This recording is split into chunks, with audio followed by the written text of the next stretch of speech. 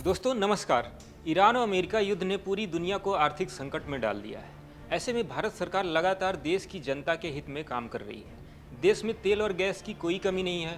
होर्मुज बंद है, लेकिन इसका असर भारत देश पर बिल्कुल ही नहीं पड़ रहा है, क्योंकि हमने अपने आयात को डाइवर्सिफाई किया। थर्ड नहीं 13 डिग्री का केस है।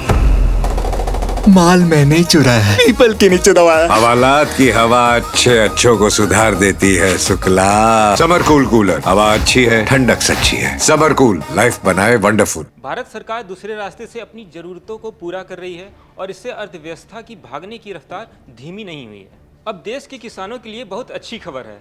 सरकार ने ऐसा फैसला लिया है जिससे खरीफ की फसल बोने वाले किसानों को राहत मिलेगी। खाद के दाम नहीं बढ़ेंगे। भले ही दुनिया भर में यूरिया का बहुत बड़ा संकट है, यूरिया महंगा है, फिर भी सरकार किसानों से महंगा दाम नहीं वसूलेगी। उन्हें पुरानी सस्ती दर पर ही यूरिया और डीएपी मिलता रहेगा। आइए इस बारे में आपको विस्तार से बताते हैं। दुनिया भर में यूरिया और खाद की कीमतें बढ़ी। पश्चिम एशिया में तनाव बढ़ने की वजह से होर्मुज स्ट्रेट बंद है, जिस कारण जहाज़ों का आना जाना भी पूरी तरीके से ठप पड़ा है। नतीजा ये हुआ कि दुनिया भर में यूरिया और खाद की कीमतें तेज़ी से बढ़ गई हैं। आपको बता दें, 2 महीने पहले यूरिया की कीमत जहां करीब $500 प्रति टन थी, वहीं अब यूरिया की कीमत $935 से $959 प्रति टन तक पहुंच गई है, यानी कि लगभग दोगुना दाम। इसका असर दुनिया भर के किसानों पर पड़ रहा है, लेकिन भारत सरकार ने साफ कह दिया है कि देश के किसानों पर इसका कोई बोझ नहीं पड़ेगा। हम हर वैकल्पिक रास्ते खोजेंगे ताकि देश के अन्नदाताओं पर बोझ न बढ़े। सरकार क्या कर रही है? केंद्र सरकार खरीफ सीजन से पहले लगभग 25 लाख टन यूरिया एक साथ आयात करने जा रही है। आपको बता दें, ये देश के पूरे साल भर का आयात का लगभग 1/4 हिस्सा है। सरकार ने इस आयात की जिम्मेदारी इंडियन पोटास लिमिटेड यानी कि आईपीएल को सौंपी है। सरकार ने ये फैसला लिया है कि भले ही विदेश से महंगा यूरिया आए, लेकिन किसानों को मिलने वाली खाद की कीमत में कोई बदलाव नहीं होगा। किसानों को कितने रुपए में मिलेगी खाद? सरकार ने पहले ही क्लियर कर दिया है कि जिस दर पर अब तक खाद किसानों को मिल रही थी, उसी दाम पर आगे भी मिलती रहेगी। खाद की कीमतों में कोई बदलाव नहीं होगा। किसानों को यूरिया का 45 किलो का बैग 260.50 रुपये और डीएपी का 50 किलो का बैग 1350 रुपये में उपलब्ध रहेगा। आपको बता दें, ये दरें पहले जैसी ही रहने वाली हैं। सरकार ने सख्त आदेश दिया है कि कीमतें बिल्कुल ही नहीं बढ़ाई जाएंगी। सरकार कितना सब्सिडी दे रही है?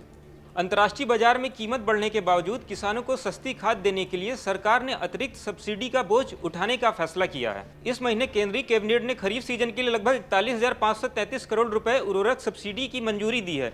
ये पिछले साल की तुलना में 4,000 करोड़ रुपए से ज्यादा है। मतलब साफ है, जो फर्क विदेशी कीमत और भारत की घरेलू कीमत के बीच आएगा, उसका पूरा खर्चा सरकार वहन करेगी। इससे देश के किसान भाइयों को एक भी रुपए ज्यादा नहीं खर्च करना पड़ेगा। आप सभी देख रहे हैं कि आज पूरा विश्व कितना चिंतित है।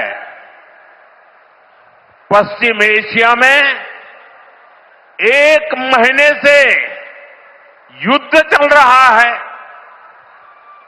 युद्ध की वजह से कई सारे देशों में खाने पीने के सामान, पेट्रोल, डीजल, गैस, खाद, ऐसी कई जरूरी चीजों का चारों तरफ संकट पैदा हो गया है। हर देश इस संकट का सामना करने के लिए कुछ न कुछ कोशिश कर रहा है, प्रयास कर रहा है। और हमारा भारत भी इस संकट का पूरी शक्ति से मुकाबला कर रहा है। देशवासियों की ताकत के भरोसे कर रहा है।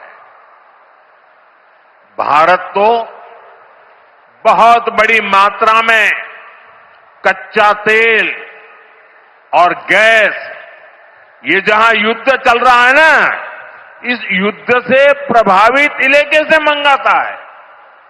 इसलिए सरकार हर वो कदम उठा रही है जिससे सामान्य परिवारों पर, हमारे किसान भाई बहनों पर इस संकट का बोझ न पड़े।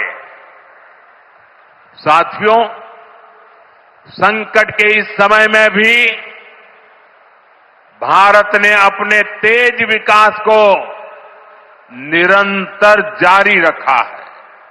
अभी स्टॉक की क्या स्थिति है? दोस्तों, देश में फिलहाल यूरिया का कोई संकट नहीं है, बल्कि स्टॉक पिछले साल से बेहतर है। पिछले साल मार्च में यूरिया का स्टॉक 138.79 लाख टन था और इस साल अभी स्टॉक 180.0 लाख टन तक है, यानी लगभग 30% स्टॉक ज़्यादा है।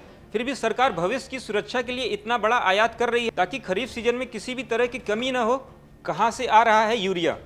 सरकार मुख्य रूप से रूस और ओमान से यूरिया खरीद रही है। इसके अलावा मिस्र, नाइजीरिया, इंडोनेशिया और मलेशिया जैसे देशों से भी खरीदारी चल रही है।